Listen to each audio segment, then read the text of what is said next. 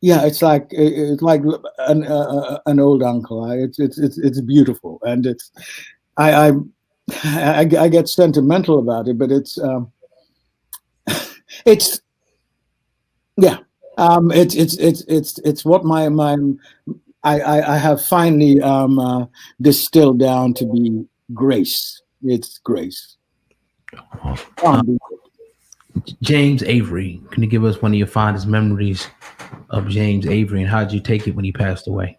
Oh man, it's actually more complicated than that. It was I who who called his wife, and we took him to emergency medicine Mm. when this whole thing started. Because I was when one of the things he said to me was when the show was over, he said, "Well, you are going to stay for a while. I mean, you got to strike while this iron's hot." So I said, "Yeah, I'll stay. I'll find myself a hotel or something else." He said, "No, you're coming to stay with me." Excuse me. I have space. You can have the gatehouse. You can have whatever you like. Just come and stay.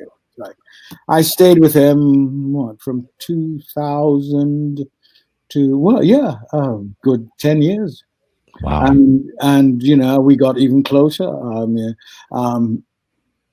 he came to my wedding in '95 when I in London when I got married. So we got really close. And the thing I loved about him was he had a brain like an encyclopedia. I mean, James could remember all sorts of kind of obscure information and stuff, Mhm. and I really admired it. I just like, where'd you dig that up, man? You got that up. You didn't even go to a library and you just pull that out of your head and stuff. Just terrible. Right. So clever, so good. What a retentive brain. But on the serious side, these are my last moments with him. Mhm. He said he wanted to go down to SAG to deal with some stuff, the Screen Actors Guild, and so we drove to Burbank. We went to the Screen Actors Guild. Then we went to the doggy park in Laurel Canyon, and we did that. And then he and I went to dinner, and we came back, and I had to go off to Santa Monica to see my accountant, and I came back late. Well, yeah, about 8 p.m. mid evening, and I could hear him kind of talking to himself. What's going on? So I go in and say, "Hey, James, what's going on? Are you all right?" He said, I can't. I, oh, this is weird. He couldn't string the words together, and this is the man with the most amazing retentive memory. Mhm. So I called his assistant and I said, I need you to call Barbara and tell Barbara I think James is not well. He's just he's panicking. I don't know. So Barbara calls his wife. She calls him, and she calls us back and says, "Yes, I think there's something wrong. Can you guys get him downstairs?" Little old man, this huge man. Mhm. So we somehow get him downstairs, and he helps, and we get him into the living room, and he sits down, and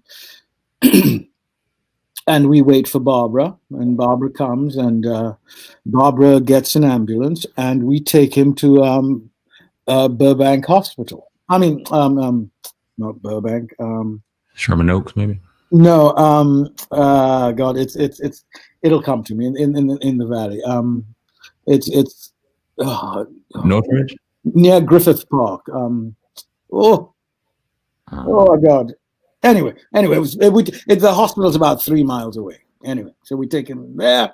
They have we wait, and they he has He has a once over, and they say they're going to keep him in.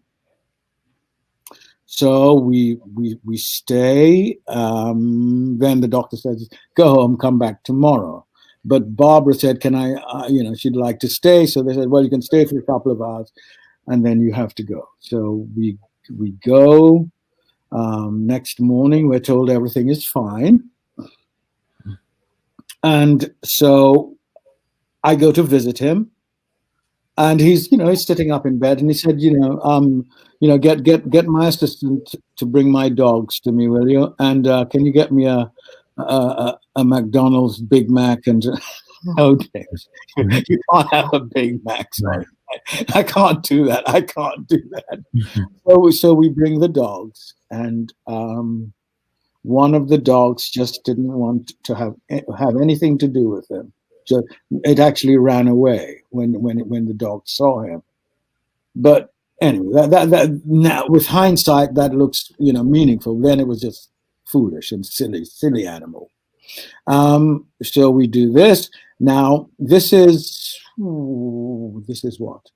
Is this November 2013, October, November 2013? I can't remember. And so I had to go off to the desert with some friends because I had agreed to do this. So I go off to the desert.